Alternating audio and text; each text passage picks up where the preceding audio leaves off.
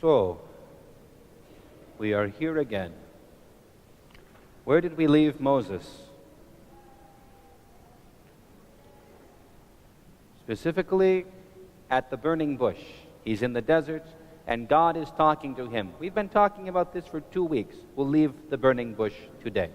So, Moses was scared, and he was surprised because he saw a miracle. What was the miracle? The bush was what?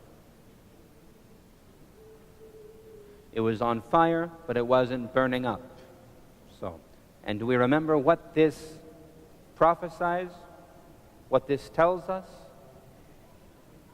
It's the reason that Panagia is there.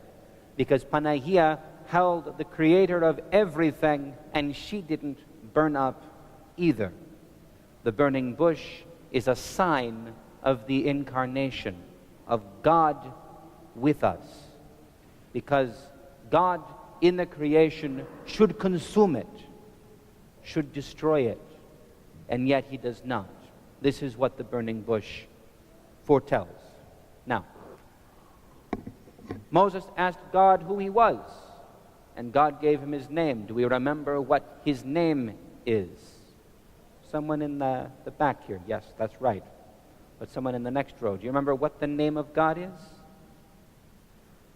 It is I am, or we would say, he who is, the one who exists. Because God is the one who exists and who gives existence and being to everything. He creates us. So this is who God is. He is not just some lower vice God, like a vice president. He is the God, the one who makes everything. And he's talking to Moses. So, Moses is going to say, what do you want me to do? And God says, I want you to go into Egypt and tell Pharaoh to let my people go. That's the job. Right? You've heard this story, yes? No, but you've heard this story before. Moses, he's in the bulrushes, he's in the desert. God talks to him, sends him to bring the people out of Egypt. You know the story, right? Oh, well, listen, it's a good one. So, God says, my people are slaves in Egypt. I'm going to bring them out. So you, Moses, you're going to go in and tell Pharaoh, who's the king, tell Pharaoh, let my people go. And Moses says, I don't think Pharaoh is going to listen to me. Fair point. If you saw a crazy and hairy man come out of the desert saying, let my people go, and you're a king, are you going to listen? What do you think? Right, not so much. Good point. So God says, okay, you will have power from me. I will let you do signs and wonders. But Pharaoh still won't let the people go until I make him. This is what he says. So he says to Moses, you see the staff in your hand? Because he's a shepherd. He has a shepherd's staff. He says, cast it on the ground. And it becomes a snake. You catch that? He puts his staff on the ground, and it becomes a what? A snake. And Moses is a little bit scared, because if you're in the desert and you're a shepherd, you have a stick for the purpose of scaring snakes away. So it's, you can poke at it and push at it from a safe distance, right? And now all of a sudden his staff has become a snake, and where's his stick? And there's a snake there. And God says, so don't be afraid. Take it by the tail, and it becomes a staff again. Right. And then he says, okay. Now Moses starts making excuses. He says, but I'm not very smart, and I'm not good at talking. Can't you find someone else to send? And you kind of think God is like, really? Really?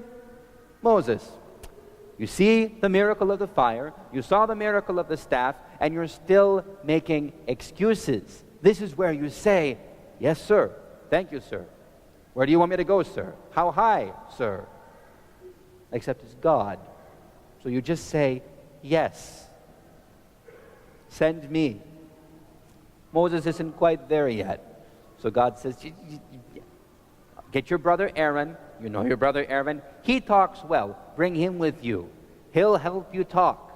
Any more excuses? Nope, I don't want to hear it. Go. And I will be with you. So Moses goes. So, what's the point? For now, the point is, this is where we are in the story.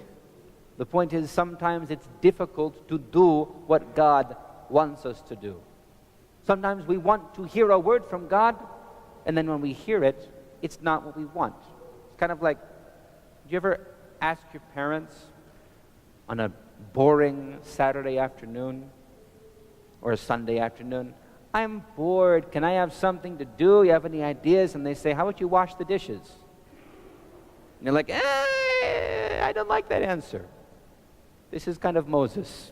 He's been out here in the desert all by himself. He's happy, he thinks. He doesn't need God to talk to him, and all of a sudden now God is telling him to do all sorts of things. And you see Moses, he's holding on to his old life. He's trying to get out of it. But at the end, he goes.